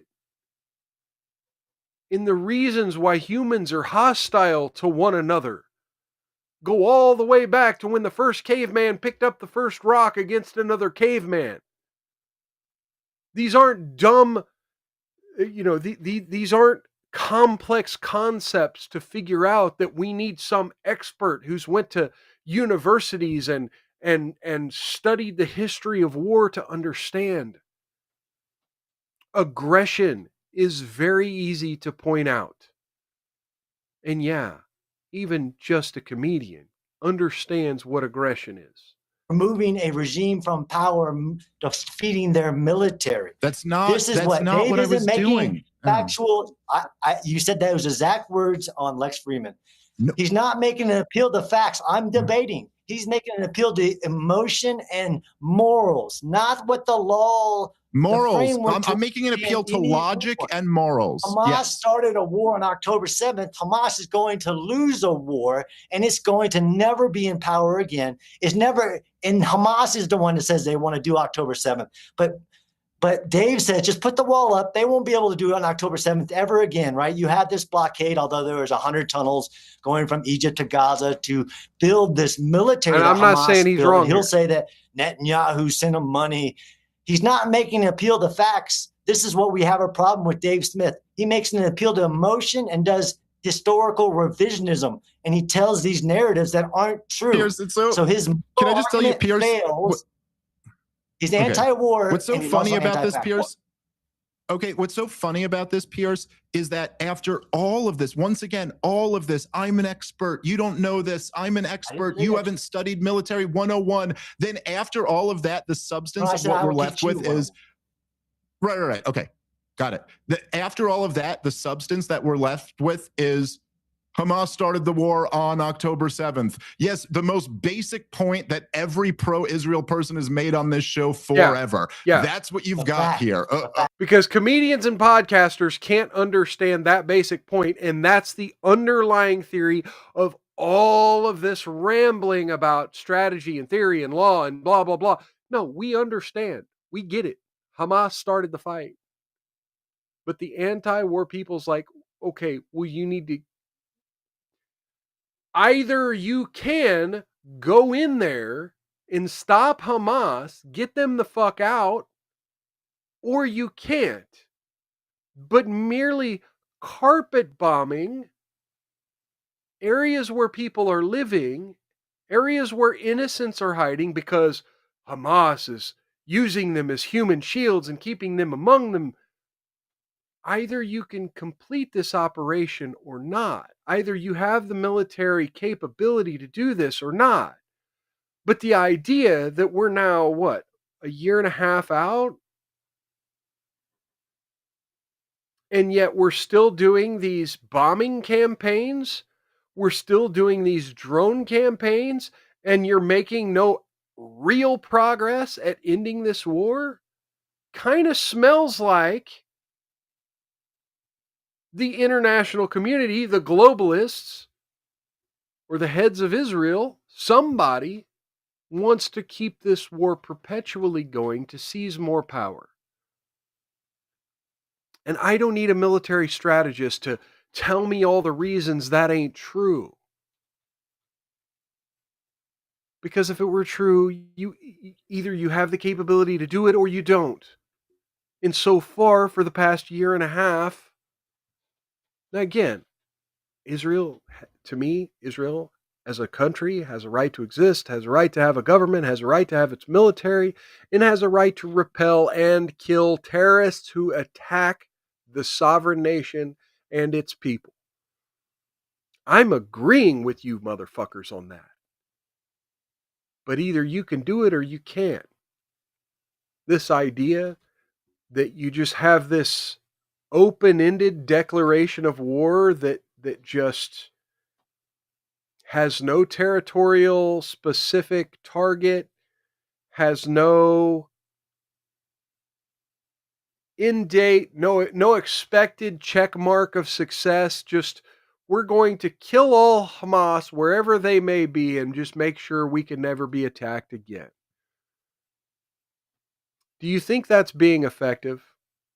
Cookie's asking what I'm talking about. I'm talking about the war in Israel and Gaza.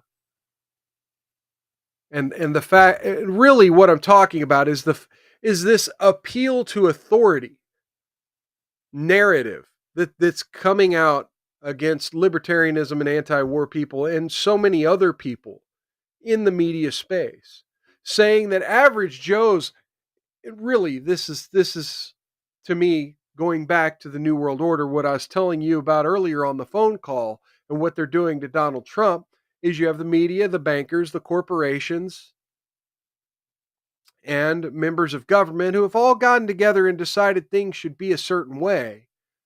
And they use propaganda.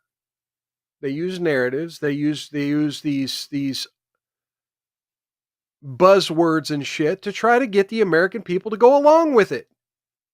It's bullshit.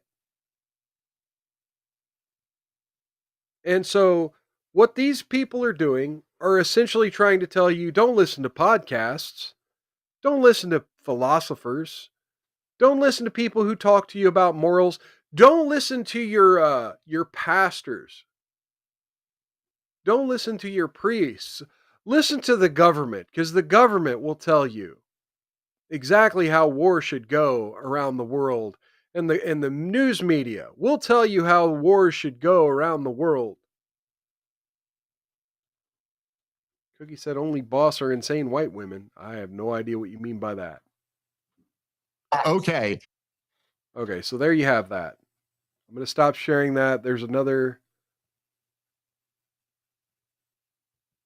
Dave Smith clip where he talks about logic and morality. And if you believe in morality, and if you believe in logic, which you essentially have to, there's no getting around believing in logic. But like inherently, by their very nature, if you believe in morality and you accept logic, logic and morality cannot be altered by social constructs, right? Like there's just no way you can't, there's nothing that we could decide. Like if you, let's say like basic logic, right? Like the law of non-contradiction. Okay. So if I were to say to you, I do not exist, what's the problem with that statement? Well, it's a self-detonating statement. It's a contradiction. You said the word I, and then you claim you didn't exist. You acknowledged what you were, and then it said you didn't exist. So that assertion falls apart because it's logically incoherent. It's contradictory. Okay. Now, there is no, people cannot get together. Cookie says she's and leaving. say, Oh yeah, let's man, we have a lost a vote viewer on YouTube on whether a self-contradicting cheers. statement is logically sound. It doesn't matter if I say, well, no, I'm going to call you senator, and I'm going to call you president, and I'm going to call you, Supreme Court justice. And you guys get to say that the rules of logic are different now. Like if anyone were to ever propose that, you'd immediately go like, no, you're misunderstanding how logic works. You're misunderstanding how government works. A social construct cannot change things that are objective reality.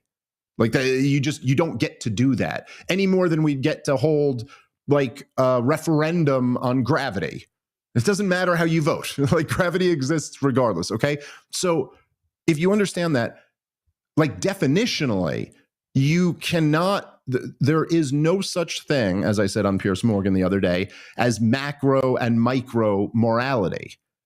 You can't say like it would be immoral to do it here, but it's moral to do it there, any more than you could say like, you know, raping someone or murdering someone is immoral in North America, but it's morally accepted in sub-Saharan Africa. Like that just doesn't make any sense. It's a contradiction.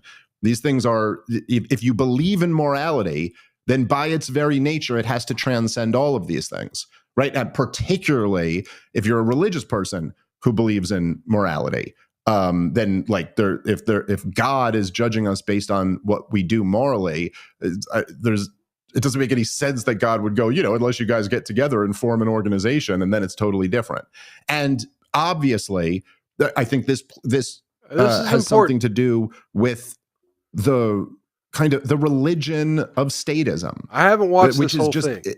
There's really no other way to describe it. You know, I'm going back to my libertarian roots on this one, but that really is it. I mean, if any other organization were to get together, you know, if Walmart was just like, well, we can murder people. Like because we're Walmart. Obviously, you can't do it, but we can do it because we're Walmart. I mean, we're this great big company.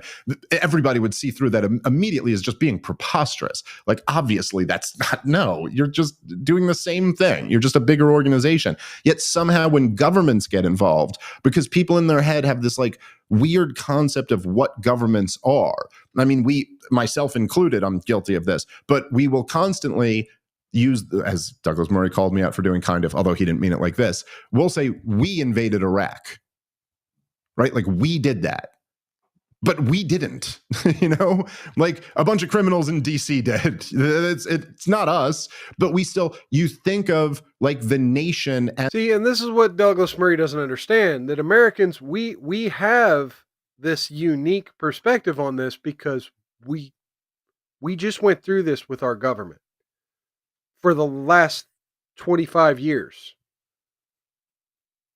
of our government saying, oh, we're just at war. We're at war with everyone. Anything we declare is terrorists, well, we have a right to be at war against them. Like, we just get to define that word in everyone it means, and we get to just apply that term. And yeah, I'm trying to speak like George W. We just get to apply that term to anyone we want. We get to apply the term terrorist and just wage war wherever they are in the whole universe. If we think you're a terrorist, well, we have every moral right to then murder your ass. That's not the way morals works. That's not the way common sense works. And at some point, all of the sympathy that you've received from the world after September 11th, 2001,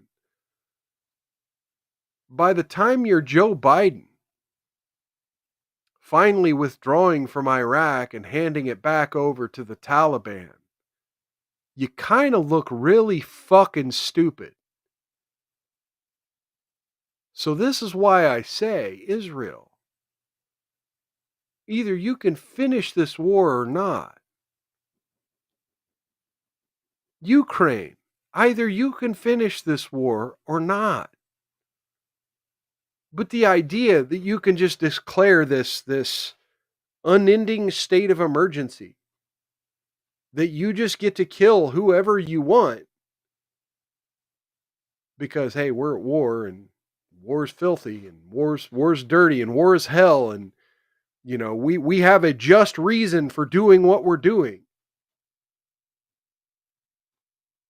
Eventually that wears out and you wind up looking like the aggressor.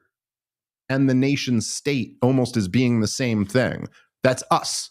That's America. But when we're talking about the government, we're not talking about America.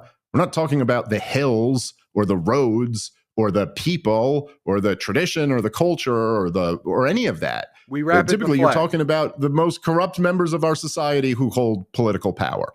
And so with that kind of in mind as the backdrop, what I had said on Joe Rogan's podcast, and by the way, people who listen to the show know I've been saying this stuff for years. It's just I happen to say it on a big platform and a big debate. But it was specifically arguing with Douglas Murray over the term intentional, because he said Israel is unintentionally killing civilians. And I was like, no, that's bullshit.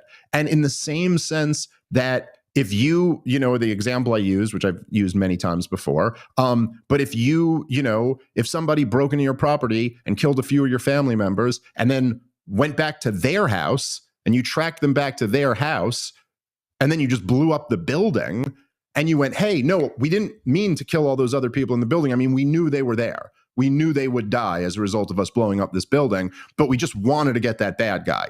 The others were like collateral damage. Well, like in any domestic situation, obviously, that you'd be charged with first-degree murder. But I'm not making an appeal to the law. I'm saying that morally speaking, as human beings, we would all go, no, that is intentional. You don't get to just say it's not intentional. If you knew there were women and children who were going to die as a result of this and you did it anyway, then you did it intentionally. Okay, so the essence of the point is that the concept of intentionality doesn't change because a government's doing it and because it's being done in another country. Now, if you want to justify you want to attempt to justify need to know war the theory. Policy, okay. But you don't get to say that the laws of logic and the laws of morals don't apply anymore. And so when I'm debating these guys, or when I was debating this guy on Piers Morgan yesterday, he just kept responding to this with, but you don't understand international law. You don't understand the laws of war. You don't understand. And it's like, no. You don't understand my point. These things are all social constructs. And fine, there might be some benefit to some and there might be some flaws in them, but that has nothing to do with the point that I'm making. This is a fundamental reality. There you have it. So again, I agree with Dave Smith. I don't know. I don't know how you can make it any clearer than that. And again, this idea that we need to be, we need to trust the experts. That the experts will tell us. And we just need to ignore the gut feeling we're having that something might be wrong. Or ignore the gut feeling that somebody might be hurting someone else. Or that, children dying might be a bad thing. That innocent people dying might be a bad thing. Yeah, just ignore all that. All right, so let's end on a happier note. Some women went to space, guys. Some women went to space. Here we go. Here's, these women, including Lauren Sanchez, Katy Perry. 1, 2, 3. Taking up space. Gayle King. Taking up space. Tamir's in space. Look at them. Look at them. They're showing off toys, taking selfies. Flynn, I gotcha. I got you, Flynn. Gotcha. Proud of you, Flynn. Flynn, can Playing with toys and flowers. Oh, the moon. You guys, I will have to tell you, look at the moon.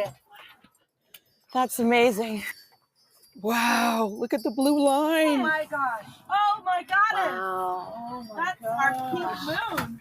I mean, upside down heart. Yeah. Yeah. Thank you, Katy Perry. Oh my gosh. So much. Trinkets. We have trinkets and whoa, selfies. Whoa. That's amazing. Tell me this isn't tourism. Tell me this isn't tourism.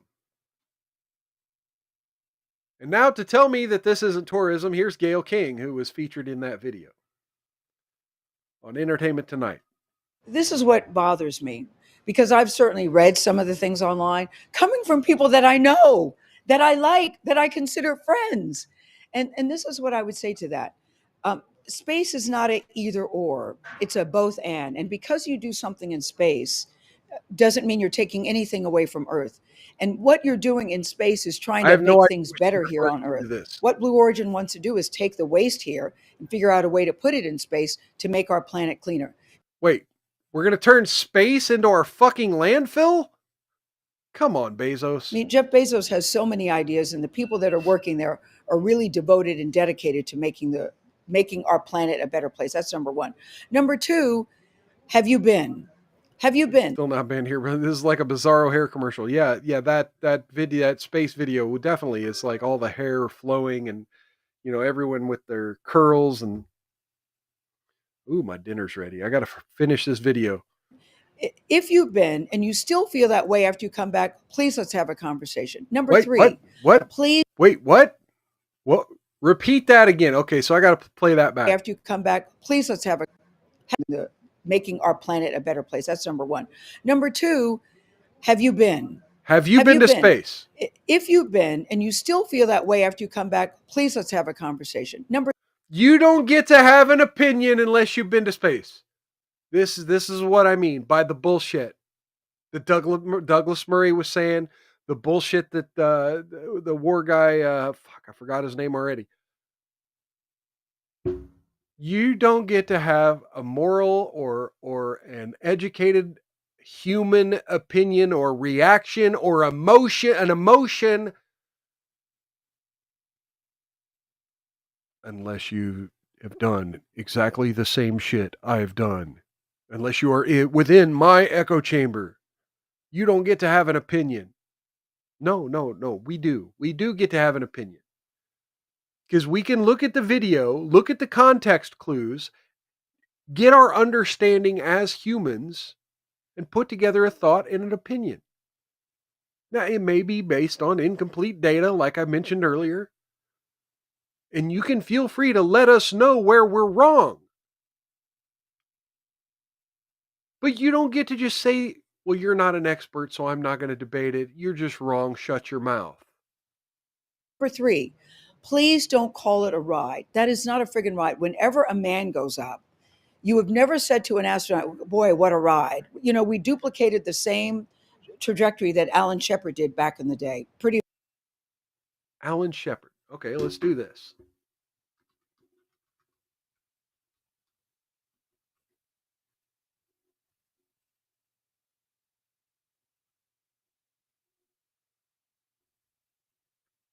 American astronaut, became the second person and first American travel to space, became the fifth oldest person to walk the moon.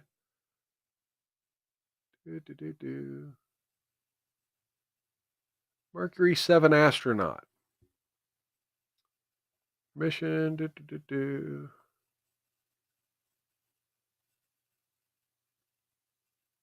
Okay.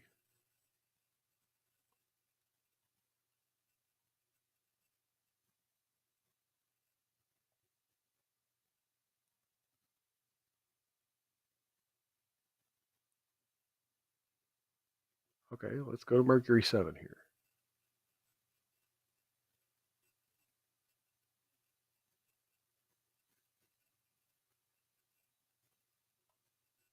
Okay, did it not go up? I don't know. I don't know shit about space. So this is why I'm looking it up. Freedom 7. Mercury Redstone 3 mission. Became the second person, first American to travel to space.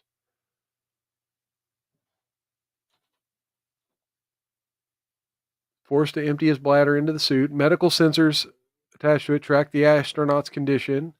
In flight were turned off to avoid shorting them out. The urine pooled in the small of his back, absorbed by his undergarment. Later, they put a liquid waste collection feature into the suit.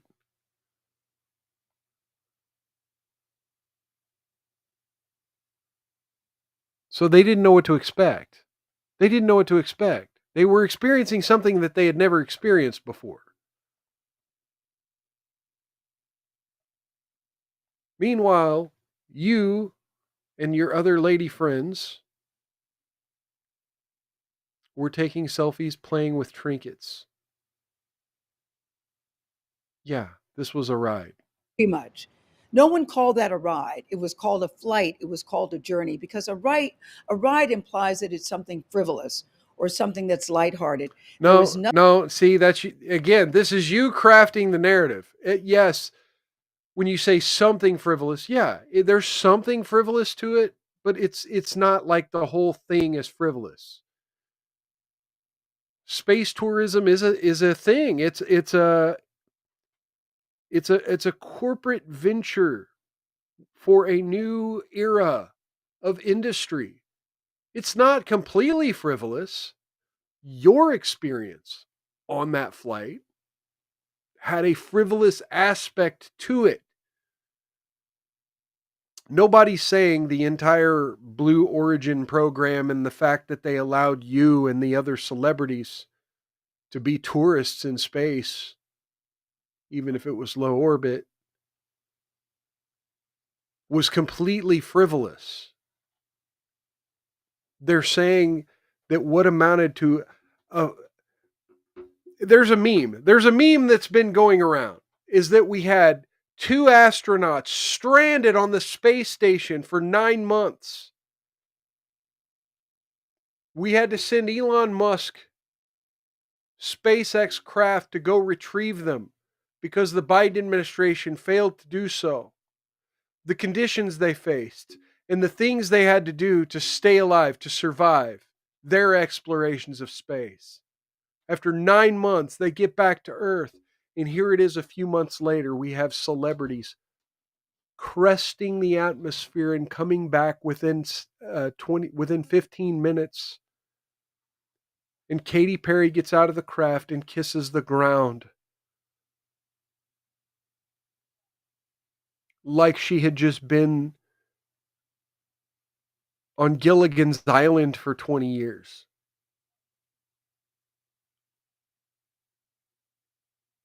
No one's saying it's frivolous. We're saying that in an era of remarkable feats, sending a bunch of female celebrities on a PR cruise of the upper atmosphere is not some gigantic space feat. It is a feat for the company Blue Origin and for the idea of space travel and space tourism. But ultimately, it's not innovation. And for you to come back all self-righteous, acting like you were some trailblazer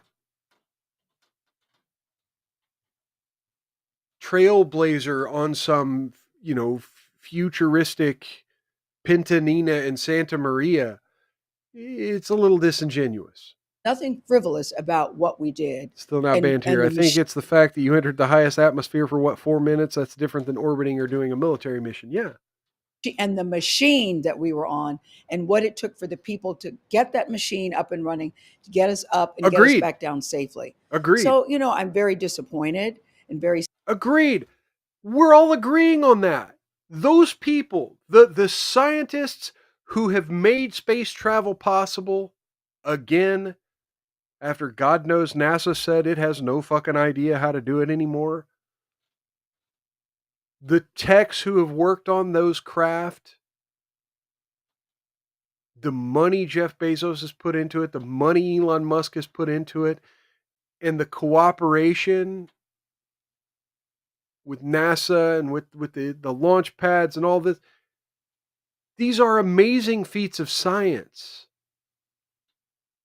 But what was it, 5, 6 women, 7 women? Giggling, taking selfies, taking video, and throwing around toys and flowers. That's not a scientific feat. That was a ride. Saddened by it. And I also say this, what it's doing to inspire other women and young girls, please don't ignore that. Oh, come. I've had so many women and young girls reach out to me, and men too, by the way, that say, wow, I never thought I could do that, but I see you doing it at this stage of my life. Who would have thunk it? Not me. And how inspired they are. Doing what? Taking an Uber to space? Now, again, call me old-fashioned, but yeah, no, I couldn't do it because, quite frankly, I don't even like air travel. Anyway, folks, I've got to wrap this damn show up. I was going to talk about Ashley St. Clair, but, long story short, now she's put out a whole photo shoot and crying to the Wall Street Journal that Elon's not giving her enough money. Same old story we've been hearing. But I just wanted to point out the media narrative behind it, or not media narrative, but the whole narrative behind that she put behind this whole coming public about Elon Musk being her baby daddy was that she didn't want to make a media circus out of it. And she wanted to beat the tabloids to the story, and that she wanted privacy for her and her baby. And well, now she's in the Wall Street Journal. That was the only other news story I had. So I'm going to go ahead and start wrapping up the show. Big thank you to Still Not Banned here. Cheers. Thank you to Cookie for coming on. Folks, if anyone wants to come on and you're a regular viewer of the program, if I know your screen name, and you're friendly with me on X, shoot me a message on X. I don't mind having guests. If I kind of know you, like if you're just some random person who popped in my show once or twice, said a couple comments, maybe come into the chat more often, and then I'll have you on. But if you're a regular here, I'll have you on, no problem. Come on in. Just feel free to follow me on X.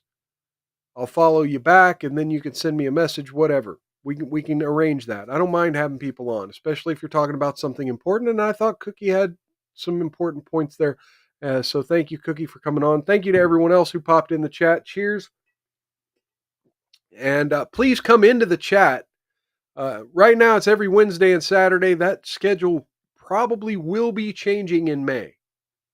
Every Wednesday and Saturday here at Miles Culture Plate, and every once in a while on Monday as we do the Rumble Premium streams. So come here, 6 p.m. Central, same bat time, same bat channel. Come into the chat, get your toast, get your hellos. Let me know you're there. And to those of you watching on demand later or lurking behind the chat without saying hi, cheers and welcome to you two. Or listening on audio and unable to chat because you're working or something. Yeah, cheers to you too. Feel free to follow me on all the social media down in the description, and please click that thumbs up button on your way out. Feel free to share this off platform. If you're new here, please like, subscribe, share. Subscribe, follow, do all those things. Watch a second video if you can, if you're new here.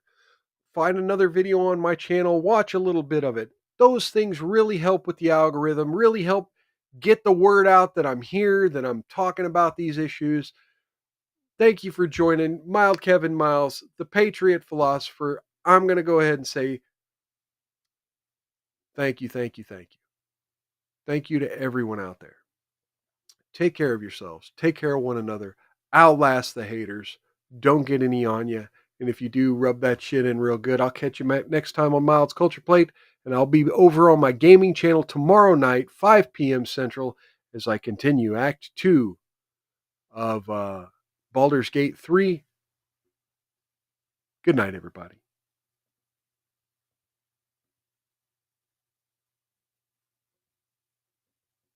I can't end the stream. Rumble Studio, you're broken.